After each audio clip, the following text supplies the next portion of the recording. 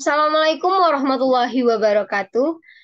Pada video kali ini saya akan mempresentasikan tentang pelanggaran prinsip Atmos Good Fight dan waiting period pada asuransi jiwa, studi kasus putusan nomor 138 garing PDT.G garing 2012 garing PN.PDG. Video ini merupakan pemenuhan tugas mata kuliah manajemen risiko yang diampu oleh Ibu Aimatul Yumna PhD.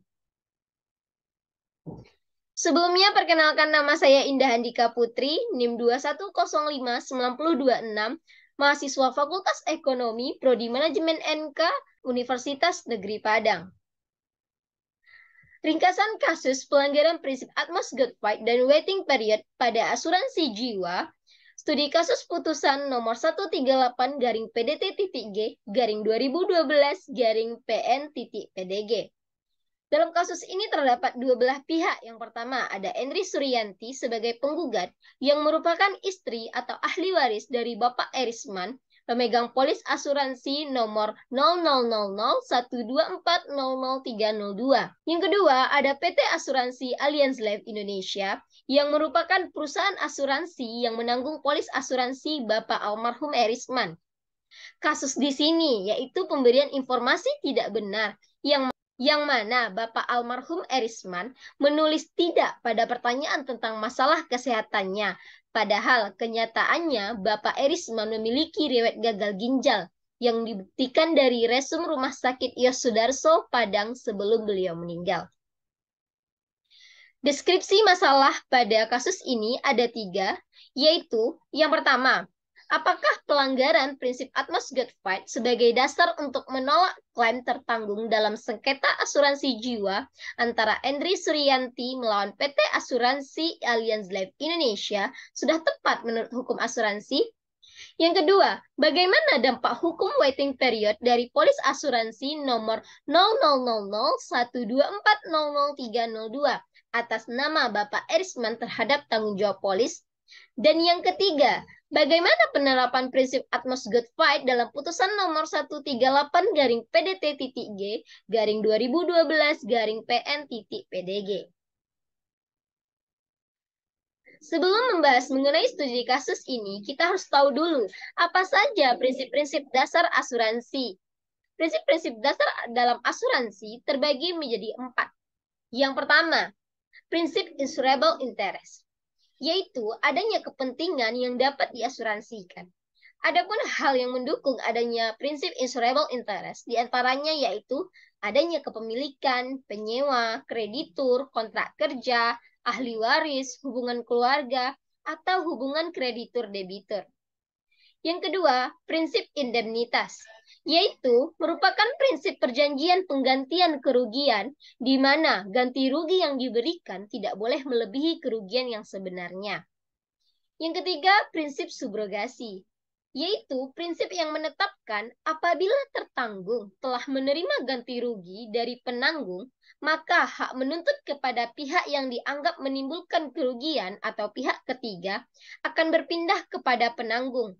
Tertanggung tidak boleh menerima ganti rugi lagi dari pihak ketiga. Selain itu, jika pihak ketiga tidak sanggup membayar ganti rugi sebesar kerugian yang sebenarnya, penanggung boleh membantu membayarnya. Namun, kembali lagi kepada prinsip indemnitas, jumlah kerugian yang dibayarkan tidak boleh melebihi jumlah kerugian yang sebenarnya. Yang keempat, prinsip Atmos Good Fight, yaitu prinsip itikat baik atas dasar percaya mempercayai antara pihak penanggung dengan pihak tertanggung dalam melaksanakan kontrak penutupan pertanggungan asuransi, di mana tertanggung harus memberikan informasi yang sebenarnya untuk mengajukan klaim asuransinya. Setelah memahami 4 prinsip asuransi tadi, selanjutnya kita akan membahas tentang masalah pada kasus ini. Masalah pertama, yaitu apakah pelanggaran prinsip Atmos Good Fight sebagai dasar untuk menolak klaim tertanggung dalam sengketa asuransi jiwa antara Endri Suryanti melawan PT Asuransi Allianz Life Indonesia sudah tepat menurut hukum asuransi? Jawabannya sudah tepat. Kenapa? Adanya misrepresentasi berupa memberikan keterangan yang tidak benar tadi. Ketika almarhum Bapak Erisman menyatakan tidak pada pertanyaan apakah beliau memiliki riwayat penyakit. Padahal kenyataannya beliau memiliki riwayat penyakit gagal ginjal. Yang kedua, tertanggung tidak menyampaikan adanya riwayat penyakit sesuai dengan keadaan sebenarnya kepada pihak penanggung, sehingga pihak penanggung merasa dibohongi. Dan yang ketiga, pasal 251 KUHD. Pasal 251 Kitab Undang-Undang Hukum Dagang yang intinya menyatakan bahwa batalnya pertanggungan karena terdapat material misrepresentation dan material non-disclosure atau concealment. Masalah yang kedua, bagaimana dampak hukum waiting period dari polis asuransi nomor 000124000302 atas nama Bapak Erisman terhadap tanggung jawab polis? Datanya, pada 15 November 2010, Bapak Erisman mengasuransikan dirinya. Selanjutnya, pada 29 Januari 2012, pemulihan polis asuransi karena tertanggung telah menunggak selama 6 bulan. Selanjutnya, pada 15 Februari 2012, berlaku pemulihan polis efektif. Lalu, 15 Maret 2012 merupakan tanggal jatuh tempo premi berikutnya.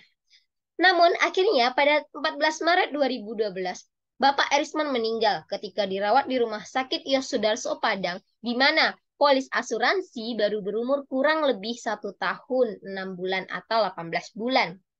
Sehingga dampak hukum waiting period dari polis asuransi ini, tergugat memiliki hak untuk membatalkan polis serta tidak membayarkan maslahat meninggal sebagaimana ketentuan pasal 2 ayat 2 Polis Jiwa Asuransi Jiwa Smartlink.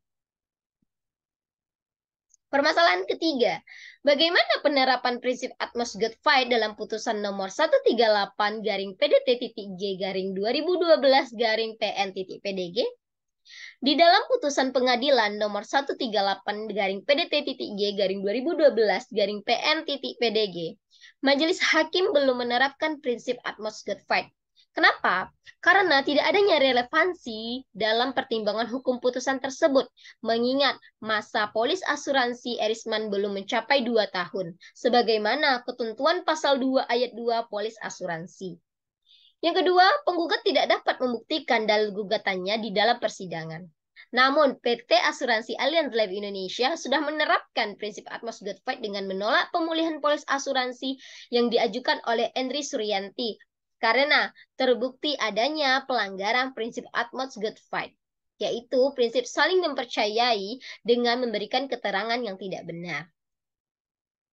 Baik, itulah pemaparan materi dari saya tentang kasus pelanggaran prinsip Atmos Good Fight dan waiting period pada asuransi jiwa antara Endri Suyanti melawan PT Asuransi Allianz Life Indonesia, studi kasus putusan nomor 138-PDT-G-2012-PN-PDG.